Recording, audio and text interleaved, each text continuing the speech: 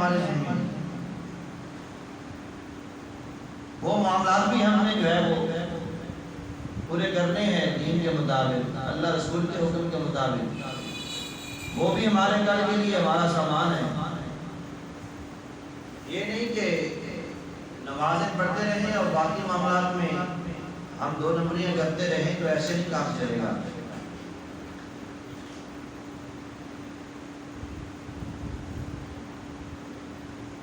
بات پیچھے نمبر مبارک میں جھوٹ پر ہو رہی تھی کہ جھوٹ ہمارے معاشرے کا ایک حصہ اس طرح بن چکا ہے کہ لوگ جو ہے وہ جھوٹ بولنے پر فخر محسوس کرتے ہیں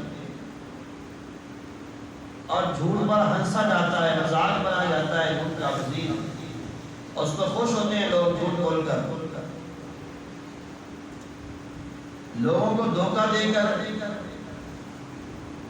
بندے بڑے خوش ہوتے ہیں۔ سارا دن اللہ رسول کو ناراض کرتے رہے، لوگوں کو دھوکہ دے دے کر اپنا سودا بیچتے رہے، جھوٹ بول بول کر اپنا سودا بیچتے رہے، اور شام کو کہتے ہیں اللہ کا شکر ہے میں نے آج بڑے پیسے کما لیے۔ تو کس بات پر شکر ادا کر رہے ہو تم؟ اللہ رسول کو تم نے ناراض کر کے یہ پیسہ حاصل کیا، تو شکر کس بات کا ہے؟ تو جھوٹ سے بچیں۔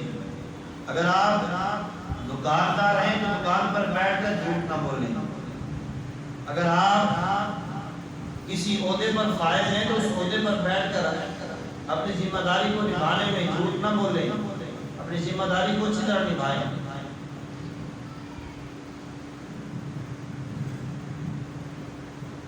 اگر آپ کسی بھی معاملے کے اندر آپ کے اوپر کوئی ذمہ داری ہے اور آپ اس کو پورا نہیں کرتے اور جھوٹ بول کر اپنی جان چھڑواتے ہیں، تو آپ غلط کر رہے ہیں۔ جھوٹ بولنے والے کے متعلق قرآن کہتا ہے کہ اللہ کی اس پر لعنت ہے۔ میرے مصطفیٰ کریم صلی اللہ علیہ وسلم نے فرمایا الصدق ینجی والکذب یہلک، فرمایا کہ سچ بندے کو نجات دلاتا ہے اور جھوٹ بندے کو ہلاک کرتا ہے۔ سچ نجات دلاتا ہے، سچ یہ سچ جو ہے یہ کڑوا بھی ہوتا ہے، اور بعض دفعہ سچ بندے کے لیے کچھ لمحات کے لیے مشکلات کا سبب بن جاتا ہے، مشکلیں بھی کھڑی ہو جاتی ہیں، لیکن سچ جو ہے وہ جیت جاتا ہے۔ مشکلات تو ہوتی ہیں، پریشانیاں بھی آ جاتی ہیں سچ بولنے کی وجہ سے، لیکن اس سچ کا فائدہ ہوتا ہے، مقام ہے اللہ رسول کی بارگاہ میں، بندے کے لیے اگلی منزل آسان کر دیتا ہے۔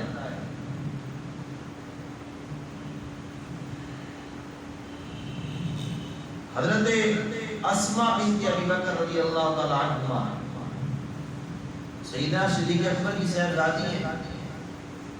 ہجرت کی رات جب سیدنا صدیق اکبر میرے آقا کریم صلی اللہ علیہ وسلم کو لے کر غار ثور میں گئے، آپ نے اپنی بیٹی کی ڈیوٹی لگائی، فرمایا اسماء تازہ کھانا پہنچنا چاہیے، تازہ کھانا پہنچانے کے لیے ڈیوٹی لگائی گئی اسماء بنت ابی بکر کی۔ اور وہ جو غار ہے نا تقریباً 2 سے 2.5 کلومیٹر کا فاصلہ بلندی کا ہے اوپر چڑھنے والا ہے، اور آج کے دور میں تو وہاں پر چڑھنا بڑا آسان ہے، کیونکہ لوگوں نے پہاڑی کو تراش تراش کے سیڑھیاں بڑھا دی ہیں، چڑھنا بھی آسان ہے، اترنا بھی آسان ہے۔ اور جو حاجی حج کرنے یا عمرہ کرنے جاتے ہیں اور وہ جب غار ثور پر چڑھنے کے لیے جاتے ہیں تو وہ 2-3 بوتلیں ان کی جیب میں ہوتی ہیں پانی کی، بسکٹ وغیرہ بھی ان کے پاس ہوتے ہیں، کوئی نہ کوئی چیز کھانے کی ساتھ لے کر جاتے ہیں کہ لمبا ہم نے پیدل سفر چڑھنا بھی ہے، واپس بھی آنا ہے، تو راستے میں بھوک بھی لگتی ہے، پیاس بھی لگتی ہے، جاتے بھی پانی پیتے ہیں، آتے بھی پانی پیتے ہیں، اور پھر آ کے بڑے فخر سے کہتے ہیں کہ میں وہاں سے ہو کر آیا ہوں، میں چڑھ گیا تھا غار ثور والی جو پہاڑی ہے اس میں میں چڑھ گیا تھا، لوگوں کو آ کر بتاتے ہیں۔ لیکن حضرت اسماء بنت ابی بکر رضی اللہ تعالی عنہ آپ جس دور میں اس پہاڑی پر چڑھتی ہیں وہ دور ایسا ہے کہ رات کا وقت ہے، دشمن کا خطرہ ہے، اس وقت کافروں کو پتہ چل جائے وہ حملہ نہ کر دیں، رات کا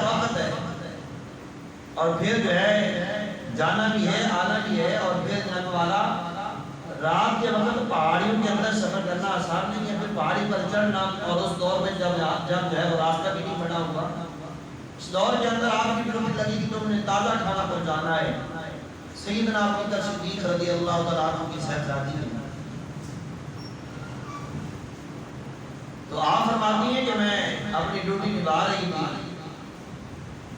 دوپہر کا وقت ہے، کھانا تیار کر رہی ہوں کہ شام جب رات ڈلے گی تو میں نبی پاک صلی اللہ علیہ وسلم کی بارگاہ میں اور اپنے ابا جان کی بارگاہ میں لے کر جاؤں گی۔ دروازہ کھٹکھٹایا کسی نے آ کر، جب دروازہ جا کر کھولا تو آگے دیکھا کہ ابو جہل ہے اور اس کے ساتھ چند کافر بھی ہیں۔ ابو جہل کہنے لگا اسما بتا تیرا باپ کہاں ہے؟ اور چونکہ وہ نبی پاک صلی اللہ علیہ وسلم کو نبی تو مانتا نہیں تھا، کہنے لگا محمد اور تمہارے باپ کہاں ہیں بتاؤ۔ اب حضرت اسما فرماتی ہیں کہ میں نے سوچا کہ اگر میں کہوں کہ مجھے پتہ نہیں تو یہ جھوٹ ہو جائے گا، اگر یہ کہوں کہ مجھے پتہ نہیں ہے تو یہ جھوٹ ہے۔ اور ہمارے معاشرے کا حال جو ہے وہ یہی ہے کہ جب ہمیں کوئی پریشانی ہو تو ہم کہتے ہیں گھر والوں کو بتا دیتے ہیں، لیکن میرے بارے میں کچھ نہیں آئے کہ دشمن آئے اسے کہنا ہمیں پتہ ہی نہیں، ہم خود جو ہے وہ سکھا کر جاتے ہیں کہ ہمیں پتہ نہیں۔ لیکن یہ صدیق اکبر کی صاحبزادی ہے، بارگاہ نبوت سے تربیت پانے والی ہے، بارگاہ صدیقیت سے تربیت پانے والی ہے۔ فرماتی ہیں ابو جہل آیا، اس نے کہا بتا تیرا باپ کہاں ہے اور تمہارے نبی حضرت محمد مصطفیٰ کہاں ہے؟ فرماتی ہے میں نے سوچا کہ اگر میں کہوں کہ مجھے معلوم نہیں تو جھوٹ ہوگا، لیکن اگر بتا دیتی ہوں تو پھر یہ مصطفیٰ کریم صلی اللہ علیہ وسلم سے وفا بھی نہیں ہوگی، حضور سے بے وفائی ہوگی، یہ دشمن ہے، حضور بھی وہاں پہنچ جائیں گے اور جا کر تکلیف پہنچائیں گے۔ فرماتی ہیں ابھی میں سوچ ہی رہی تھی کہ میں کیا کہوں۔ فرماتی ہیں جھوٹ بھی نہیں بولنا، اللہ سے، اللہ کے پیارے محبوب سے بے وفائی بھی نہیں کرنی۔ یہ سوچتے سوچتے جو ہے اس نے کہا بتا کہاں ہے؟ تو میں نے کہا مجھے پتا ہے لیکن بتاؤں گی نہیں، مجھے پتا ہے لیکن بتاؤں گی نہیں۔ تو سامعین محترم فرماتی ہیں کہ جب میں نے یہ بات کی تو ابو جہل نے غصے میں آ کر تھپڑ مارا زور سے، جب زور سے تھپڑ مارا تو زمین پر گر گئی اور نیچے جو ہے وہ پتھر کے اوپر جا کر آپ کا چہرہ مبارک لگا، خون نکلنا شروع ہو گیا، کپڑا اٹھا کر وہاں پر باندھ لیا۔ رات میں جب وقت ہوا پہلے تو جو ہے وہ جلدی چلی جاتی تھی، لیکن اب جو ہے وہ کچھ تھوڑا دیر سے جانا پڑا کیونکہ کافر جو ہے وہ تاک میں تھے، کہیں اچھی طرح سو جائیں، تو پھر جو ہے وہ نبی پاک صلی اللہ علیہ وسلم کی بارگاہ میں کھانا لے کر پہنچ گئی ہیں۔ تو آپ کے والد محترم سیدنا صدیق اکبر نے دیکھا کہ آج بیٹی کی جو ہے وہ چہرہ کسی چیز سے باندھا ہوا ہے، بیٹی خیر تو ہے، آج تمہیں چہرہ کیوں باندھا ہوا ہے؟ تو آپ نے جو ہے وہ بات کو بدلنے کی کوشش کی، بابا جان میں نے آج جو ہے وہ آپ کے لیے کھانا بڑا اچھا تیار کیا ہے، آپ کھانا کھا لیجیے۔ کہا نہیں بیٹا کوئی بات ضرور ہے، کوئی بات ضرور ہے، یہ ماں باپ کا اولاد کے ساتھ تعلق ہوتا ہے، والدین جو ہے ماں ہو یا باپ ہو، ان کی بیٹیاں جہاں بھی ہوں اگر ان کو وہاں پر کوئی تکلیف ہو رہی ہو نا تو یہ قدرتی طور پر ان کے دل کے اندر کوئی نہ کوئی جو ہے وہ محسوس ہونا شروع ہو جاتا ہے کہ میرے اولاد جو ہے کسی تکلیف میں ضرور ہے، میری بیٹی کسی پریشانی میں مبتلا ہے۔ تو جب سامنے چہرہ باندھ کے بیٹھی ہو، صدیق اکبر کی صاحبزادی ہے، اور میں بیٹی بات کی ضرورت ہے، چہرہ کھولا باپ کے کہنے پر تو دیکھا کہ سامنے سے جو ہے وہ خون نکلنا شروع ہو گیا، آپ کی آنکھوں میں آنسو آ گئے۔ فرمایا بیٹی کیا ہوا ہے؟ عرض کی بابا جان دشمن نبی ابو جہل آیا تھا، کہنے لگا بتا تیرا باپ کہاں ہے، محمد مصطفیٰ کہاں ہے؟ اگر میں بتا دیتی تو یہ بے وفائی ہوتی، اگر میں کہتی کہ مجھے پتا نہیں تو یہ جھوٹ ہو جاتا۔ تو عرض کی بابا جان میں نے جھوٹ سے بچنے کے لیے اسے کہہ دیا کہ مجھے پتا ہے لیکن میں نے بتانا نہیں ہے، مجھے پتا ہے لیکن میں نے بتانا نہیں ہے۔ جب میں نے یہ بات کی تو اس نے مجھے زوردار تھپڑ لگایا جس کی وجہ سے میں زمین پر گری ہوں اور میرے چہرے سے جو ہے اس طرح خون نکلنا شروع ہو گیا ہے، زخم ہو گیا ہے۔ سامعین محترم یہ ہے وَلْتَنْظُرْ نَفْسٌ مَا قَدَّمَتْ کی تفسیر کہ ہم جو ہے وہ اپنے آگے بھیجنے کے لیے کیا کر رہے ہیں۔ صرف اور صرف نمازیں عبادتیں جو ہیں یہ کام نہیں آئیں گے آگے چل کر، بلکہ ہمارے معاملات بھی کام آنے والے ہیں۔ تو پچھلے جمعہ المبارک میں اسی بات پر جو ہے وہ خطاب ہوا تھا جھوٹ کے حوالے سے، ایک دو باتیں اور کرتے ہیں اور پھر آگے چلتے ہیں۔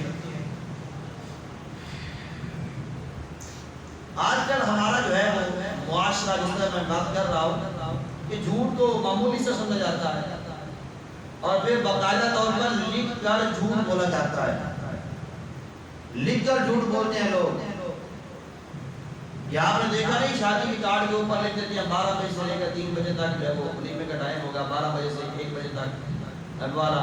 تو پوچھتے ہیں بھائی 12 بجے کا آپ نے لکھا تیار کرنے کا؟ نہیں جی 12 بجے کا تو لکھا ہے، 2 تو باجی جائیں گے۔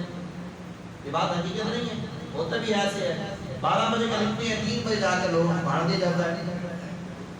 تو لوگ لکھ کر جھوٹ بولتے ہیں اور اس کو مایوب بھی نہیں سمجھا جاتا، اور وہاں پر جو جانے والے ہوتے ہیں وہ بھی پریشان نہیں ہوتے، وہ بھی پریشان۔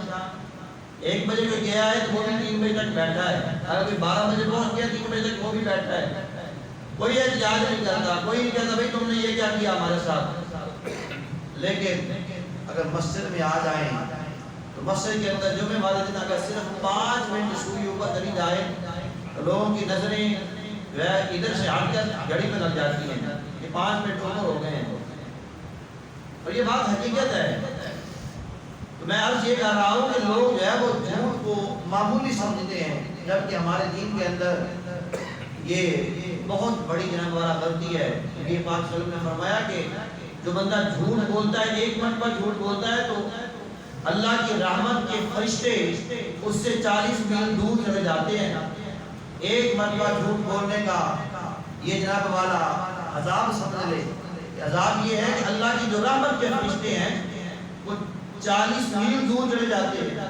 لوگ پیروں کے پاس جاتے ہیں کہ ہمیں تعویذ دے دیں، برکت نہیں ہو رہی ہماری روزی میں، ہمارے گھر کے اندر پریشانیاں بہت ہیں، ہمارے اوپر جناب والا بندے کسی نے جادو کر دیا ہے۔ میں نے کہا جھوٹ بول بول کے رب کی جو رحمت کے فرشتے ہیں اس کو تو تم نے دور کیا ہوا ہے، اور تمہارے اوپر رحمتوں کا نزول کیسے ہو؟ سچ کی طرف آئیں، سچ کی طرف آئیں، سچ جو ہے وہ نجات دلاتا ہے۔ وقتی طور پر پریشانی آتی ہے، جس طرح میں نے کہا کہ وقتی طور پر پریشانی آتی ہے، لیکن سچ کی وجہ سے اللہ مقام اور مرتبہ عطا فرماتا ہے۔ حضرت اسماء بنت ابی بکر کی وجہ میں نے بات سنائی ہے، انہوں نے سچ بولا، جھوٹ نہیں بولا۔ وقتی طور پر پریشانی آئی لیکن اللہ کی بارگاہ میں سرخرو ہے، مصطفیٰ کریم صلی اللہ علیہ وسلم کی بارگاہ میں بھی سرخرو ہو گئی، یا رسول اللہ آپ کو جھوٹ پسند نہیں ہے اس لیے میں نے جھوٹ نہیں بولا، اور میں نے صاف صاف کہہ دیا مجھے پتا تو ہے لیکن بتاؤں گی نہیں، مجھے پتا ہے لیکن بتاؤں گی نہیں۔ سامعین محترم، یہ صرف یہ نہیں کہ میں آپ لوگوں کی بات کر رہا ہوں، مذہبی لوگ بھی جھوٹ بولتے ہیں۔ مذہبی لوگ نعت کا نعت پڑھنے لگتا ہے، کہتے ہیں صرف 2 شعر میں نے پڑھنے، مجھے صرف 2 منٹ دے دیں، میں نے 2 شعر پڑھنے ہیں، اور 2 شعروں کو وہ 4 بار پڑھتا ہے۔ ہاں جی، ایک شعر کو جب 4 بار پڑھا وہ 2 ہوئے، 4 ہو گئے، وہ 4 ہو گئے، تو دوسرے کو پھر اس نے 4 بار پڑھ دیا۔ اب 8 شعر پڑھنے کا کہتا میں نے 2 شعر پڑھنے ہیں، صرف مجھے 2 منٹ ٹائم دے دیجیے۔ اسی طرح جناب والا کئی میں نے دیکھے مولوی حضرات جو ہے وہ کہتے ہیں میں آخری بات کر رہا ہوں، آخری بات کرتے کرتے 20 منٹ چلے جاتے ہیں، اس آخری بات پر 20 منٹ جو ہے وہ گزر جاتے ہیں۔ تو یہ جھوٹ کیوں بولا جاتا ہے؟ ہر محکمے میں، ہر جناب والا معاملے میں جھوٹ کو ہم جو ہے وہ ایک سمجھتے ہیں کہ یہ ہمارا معاشرے کا حصہ ہے، یا ہم جھوٹ بول کر جناب والا بہت بڑے فنکار بن جاتے ہیں، جبکہ اللہ رسول کی ناراضگی کو ہم مول لے رہے ہیں۔ اللہ کی لعنت بھی ہے، رب کی رحمت کے فرشتے بھی دور ہو جاتے ہیں۔ سامعین محترم، جھوٹ سے بچیے، یہ معاملات کے اندر جھوٹ جو ہے یہ بھی بڑا جو ہے ہمارے لیے باعث عذاب بھی ہے، باعث بے برکتی بھی ہے۔ ہر معاملے میں بے برکتی ہے کہ ہم جو ہے جھوٹ بولتے ہیں۔ دوسری بات جو ہے ہم آگے چلتے ہیں، امانت کے حوالے سے یہ بھی معاملات میں ہے۔ معاملات میں نے کہا عبادات تو وہ ہم نے سمجھ لیا کہ یہی نیکی ہے، اور اس کے علاوہ باقی جتنے معاملات ہیں ان میں ہم اپنی مرضی کرتے پھریں، ہم اپنی مرضی کے مطابق اپنے معاملات چلائیں نہیں۔ جب ہم نے اللہ رسول کا کلمہ پڑھ لیا، اللہ رسول کے حوالے اپنے آپ کر دیا ہے، اب ہمارے اوپر ہماری مرضی نہیں چلے گی، اللہ رسول کا حکم چلے گا۔ اللہ رسول کے حکم کے مطابق اگر ہم چلیں گے تو پھر دنیا میں بھی کامیابی ہے، آخرت میں بھی کامیابی ہے۔ نبی پاک صلی اللہ علیہ وسلم نے جو ہے وہ فرمایا کہ لا دینا لمن لا امانت لہ، فرمایا جو بندہ امانتدار نہیں ہے اس کا کوئی دین ہی نہیں ہے۔ اب امانتوں میں خیانتیں ہم کرتے پھر رہے ہیں، لیکن عبادتیں بھی کر رہے ہیں، نمازیں بھی پڑھ رہے ہیں، قرآن کی تلاوت بھی ہو رہی ہے۔ تو نبی پاک صلی اللہ علیہ وسلم کے صحابہ کرام فرماتے ہیں کہ حضور ہر خطبے کے اندر یہ فرمایا کرتے تھے لا دین لمن لا امانت لہ، لا ایمان لمن لا عہد لہ، فرمایا جو بندہ وعدہ پورا نہیں کرتا اس بندے کا بھی کوئی ایمان نہیں ہے، جو بندہ امانت دار نہیں ہے اس بندے کا بھی کوئی دین نہیں ہے۔ تو اب ہم نے یہ دیکھنا ہے کہ ہم امانت داری کر رہے ہیں کہ نہیں کر رہے۔ امانت ہے کیا؟ ہر آدمی جو بندہ جو ذمہ داری اس کے اوپر ہے اس ذمہ داری کو اچھی طرح نبھائے تو وہ بندہ ایماندار ہے۔ ہم یہ سمجھتے ہیں کہ اگر ہم نے کسی کے پاس پیسے رکھے ہیں تو وہ پیسے اگر وہ بندہ ہمارے پورے واپس لوٹا دیتا ہے تو وہ بندہ امانتدار ہے۔ کسی کے پاس اگر ہم نے کوئی چیز رکھ دی ہے تو وہ چیز ہماری اگر وہ صحیح طرح سے واپس کر دیتا ہے تو وہ امانتدار ہے۔ اس کے علاوہ اور بھی بہت سارے معاملات ہیں جو امانتداری کے زمرے میں آتے ہیں۔ فرمایا کہ جس کے ذمہ داری ہے، جو اس نے ذمہ داری لی ہے یا اللہ تعالیٰ کی طرف سے اس کے اوپر ذمہ داری آئی ہے، اس ذمہ داری کو اگر صحیح طرح سے نبھاتا ہے تو وہ امانت دار ہے۔ لیکن اگر اس میں جو ہے وہ کوتاہی کرتا ہے تو وہ خائن ہے، وہ خیانت کرنے والا ہے۔ اگر باپ ہے اپنی اولاد کی ذمہ داریاں صحیح طرح سے ادا کر رہا ہے تو باپ امانت دار ہے۔ اگر بیٹا اپنے باپ کی ماں کی خدمت اچھی طرح کر رہا ہے تو بیٹا امانت دار ہے۔ اسی طرح بیوی اگر اپنے خاوند کی تابع داری اور فرما برداری کر رہی ہے، اس کی خدمت کر رہی ہے تو وہ بیوی جو ہے وہ فرما بردار بھی ہے، امانت دار بھی ہے۔ شوہر خاوند جو ہے اگر اپنی بیوی کے حقوق صحیح طرح سے ادا کر رہا ہے تو وہ امانت دار ہے۔ اگر ہم پڑوسیوں کے حقوق صحیح طرح سے ادا کر رہے ہیں تو پھر ہم امانت دار ہیں۔ اپنے ماتحت لوگوں کے ساتھ اگر ہمارا سلوک اچھا ہے اور جو ہماری ذمہ داری ہے ان کے حوالے سے اگر اس ذمہ داری کو ہم پورا کر رہے ہیں تو پھر ہم امانت دار ہیں۔ لیکن اگر ہم نے جو ہے وہ ان ذمہ داریوں کو ذمہ داری سمجھا نہیں ہے، جس طرح کے معاشرے کے اندر ہر ایک کی بات نہیں کر رہا لیکن اکثر حال یہی ہے کہ بیوی کی بات کو ترجیح نہیں دی جاتی، ماں باپ کی بات کو ترجیح نہیں دی جاتی۔ کہتے ہیں جی میں اب پڑھ لکھ چکا ہوں، میں اب جو ہے وہ روپے پیسے والا ہوں، کار کوٹھی والا ہوں، بنگلے والا میں ہوں۔ یہ ماں باپ تو بوڑھے ہو چکے ہیں، یہ جہالت کا دور انہوں نے دیکھا، یہ تو ان پڑھ ہے، مجھے پتا ہے، مجھے پتا ہے ہر چیز کا۔ باپ کی بات کو جو ہے وہ سیریس نہیں لیا جاتا، ماں کی بات کو جو ہے تسلیم نہیں کیا جاتا۔ کسی بھی معاملے کے اندر ماں باپ اگر بات کرتے ہیں ان کی بات کو نہیں مانا جاتا۔ اگر تو نے ماں باپ کی خدمت نہیں کی ہے، ماں باپ کی بات کو نہیں مانا ہے تو تو نے ماں باپ کے ساتھ خیانت داری کی ہے۔ اگر تو باپ ہے، اگر تم رہنے والا ماں یا باپ کو تم اور اپنی اولاد کے ساتھ جو ہے ان کی ذمہ داری تم صحیح طرح سے ادا نہیں کر رہے ہو، تم اپنی اولاد کے ساتھ خیانت داری کر رہے ہو۔ بیوی اگر اپنے خاوند کی تابع داری نہیں کرتی، اس کی رہنے والا حکم کے مطابق زندگی نہیں گزار رہی تو وہ اپنے خاوند کے ساتھ خائن ہے، خائنہ ہے، وہ اپنے خاوند کی امانت کی۔ اسی طرح اگر شوہر اپنی بیوی کے ساتھ رہنے والا اس کے حقوق ادا نہیں کرتا تو وہ اپنی بیوی کے ساتھ خائن ہے، خیانت کرنے والا ہے۔ تو یہ معاملات ہیں جن معاملات کے حوالے سے ہم توجہ ہی نہیں کرتے ہیں۔ اگر ہم کسی بھی حوالے سے خیانت داری کر رہے ہیں تو پھر یاد رکھیے سرکار نے فرمایا لا دین لمن لا امانت لہ، میں اس بندے کا کوئی دین نہیں ہے جو امانت دار نہیں ہے۔ اب ہر بندہ یہ سوچے کہ میرے ذمہ جو ذمہ داریاں ہیں میں ان کو صحیح طرح سے ادا کر رہا ہوں، کیا میں اس میں امانت داری کر رہا ہوں؟ اگر تو آپ امانت داری سے اپنا ڈیوٹی، اپنا کام، اپنے معاملات، اپنی ذمہ داریاں نبھا رہے ہیں تو پھر آپ کو مبارک ہو کہ میرے مصطفیٰ کریم صلی اللہ علیہ وسلم کے حدیث پاک کے مطابق آپ کا ایمان سلامت ہے۔ لیکن اگر آپ جو ہے وہ خیانت داری کر رہے ہیں، اپنی ڈیوٹی صحیح طرح سے نہیں نبھا رہے، اپنی ذمہ داری صحیح طرح سے نہیں نبھا رہے تو پھر حضور کے فرمان کو پڑھیے، سنیے اور اپنے آپ کے اوپر جو ہے توجہ کیجیے کہ ہم کس زمرے میں جا رہے ہیں۔ کیا ہمارا دین باقی ہے؟ کیا ہمارا ایمان بچا ہے؟ ہمارے صدقے خیراتیں، نمازیں، روزے، حج، زکاتیں یہ کس کھاتے میں جائیں گی جب ہمارا ایمان سلامت نہیں ہو؟ سرکار نے فرمایا لا دینا لمن لا امانت لہو،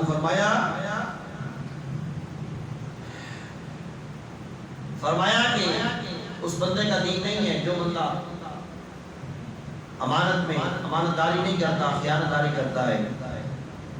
تو اللہ رسول کے کچھ حقوق ہے ہمارے ذمہ، اللہ رسول کے احکام کی پابندی کرنا۔ اگر وہ پابندی کر رہے ہیں تو ہم اللہ رسول کے امین ہیں اور اللہ رسول کی امانت داری ہم کر رہے ہیں۔ اس طرح بیوی اور بچوں کے بھی حقوق ہیں، جس طرح میں نے ابھی پہلے عرض کر چکا کہ بیوی بچوں کے حقوق اگر صحیح طرح سے ادا کر رہے ہیں تو پھر بھی ہم امانت دار ہیں۔ اور تیسری قسم یہ ہے کہ ہمارے وجود کے بھی ہمارے اوپر حقوق ہے، ہمارے وجود کے ہمارے اوپر حقوق ہیں۔ اگر ہم اپنے وجود کے حقوق اچھی طرح سے ادا کر رہے ہیں تو ہم اپنے وجود کے ساتھ امانت دار ہیں۔ آنکھ اللہ نے مجھے عطا کی ہے، ہاتھ اللہ نے مجھے عطا کیے ہیں، پاؤں اللہ نے عطا کیے ہیں، زبان اللہ نے عطا کی ہے، کان اللہ نے مجھے عطا کیے ہیں۔ سرکار دو عالم صلی اللہ علیہ وسلم کی بارگاہ میں ایک بندہ حاضر ہوا، صحابہ رسول اللہ کہتے ہیں یا رسول اللہ میں ہر روز روزہ رکھوں گا اور ہر رات وقت میں گزارا کروں گا۔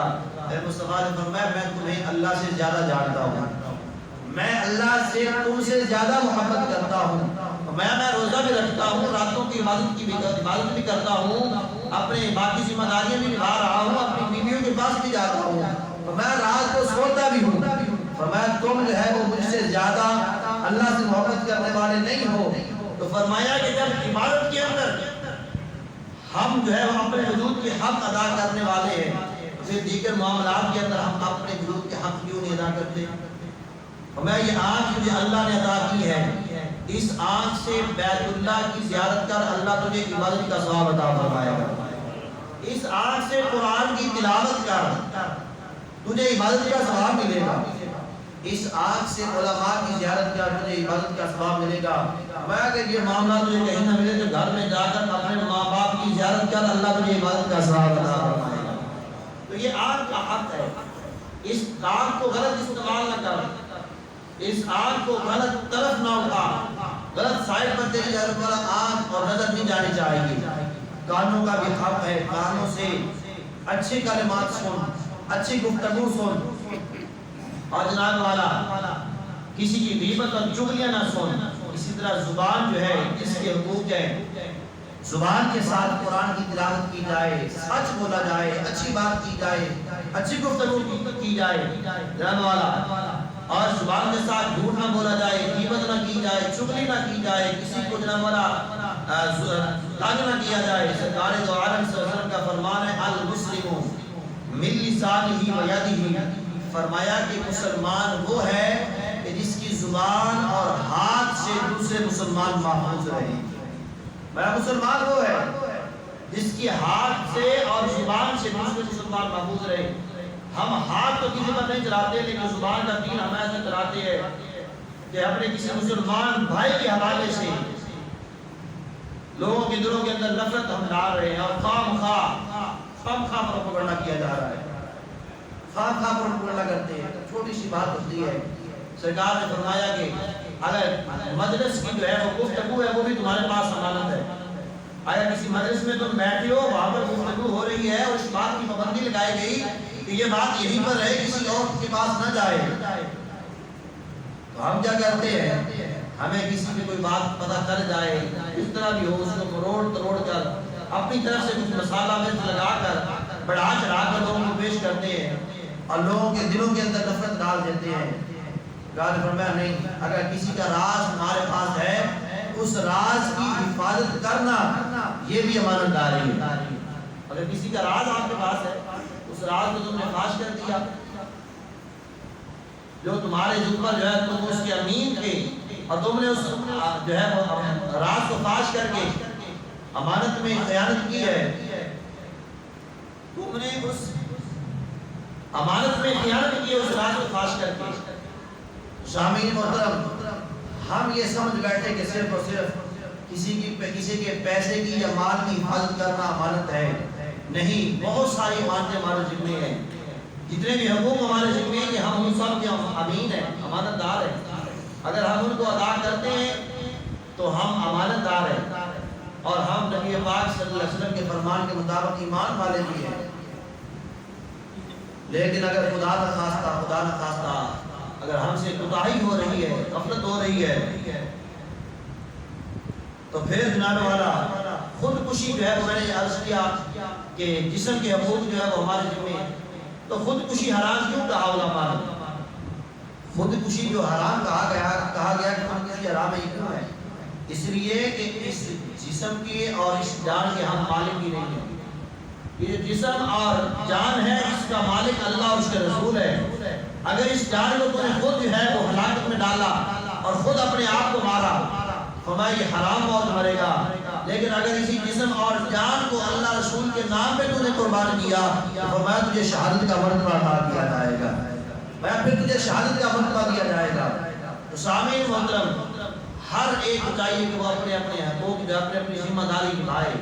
اگر کوئی ممبر پر بیٹھنے والا ہے، اپنے ممبر پر بیٹھنے کی ذمہ داری کو صحیح طرح نہیں نبھاتا، تو وہ بھی امانت میں خیانت کرنے والا ہے۔ مصلی پر بیٹھنے والا جو ہے، اگر اپنے مصلی کی پاسداری نہیں کر رہا اور اپنے مصلی کی ذمہ داری کو اسی طرح سے نہیں نبھا رہا، تو وہ بھی امانت میں خیانت کرنے والا ہے۔ اسی طرح اگر کوئی جناب والا کسی نے مذہبی لبادہ اوڑھا ہوا ہے، دین کا لبادہ اگر کسی نے اوڑھا ہے اور وہ جناب والا اپنی ذمہ داری صحیح طرح سے دین کی نہیں نبھا رہا، تو وہ بھی امانت میں خیانت کر رہا ہے۔